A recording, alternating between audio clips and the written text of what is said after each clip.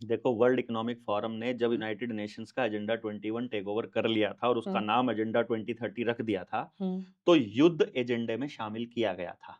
हुँ। 2030 तक सारे गांव खाली कराने हैं, योजना का हिस्सा है। कौन से गाँव? अब सब गांव, जमीनें चाहिए इनको आपकी। हुँ, खास तौर पे वो जमीनें जो जंगल आधारित जहां पर काम चल रहा है और जहां भी नेचुरल रिसोर्सेज हैं, जहां कोयला है, जहां सोना है, जहां एल्यूमिनियम यानी बॉक्साइट है, जहां पर लिथियम है, जैसे कश्मीर में लिथियम है। हुँ, तो ये सारा का सारा गेम लिथियम में यूनाइटेड नेशंस के अंडर यानी वर्ल्ड इकोनॉमिक फोरम के अंडर आने वाली नाटो की जो आर्मी इन लोगों को स्थापित करनी है, उसके लिए पूरा खेल चल रहा है।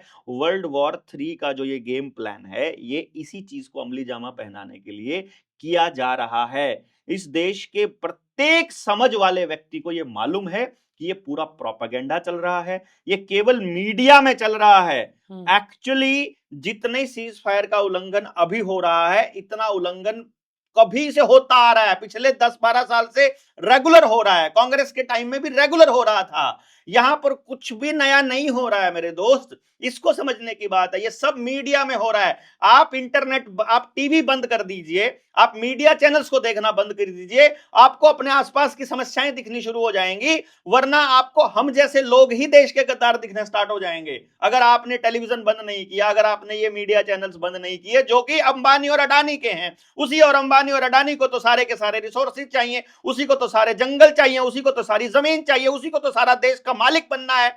जो हालात उस टाइम पे थे कि टाटा और बिरला ये कहते थे कि तुम आर्मी के ऊपर टाटा लिखवा दो, हम पूरा का पूरा खर्चा दे देंगे, वो आज अंबानी और अडानी करने जा रहे हैं उस वक्त के दौर में। यानी जो जिस तरह से देश को कांग्रेस बेचने की तैयारी कर रही थी, आज इस टाइम बीजेपी बेचने की तैयारी कर रही है। इस देश को बचा लो। मैं ये कह रहा हूं, अपने अपने बच्चों के भविष्य को ध्यान में रख करके एक बार सोच तो लो कि आपके बच्चों के लिए आगे भविष्य क्या दिखाई दे रहा है आपको।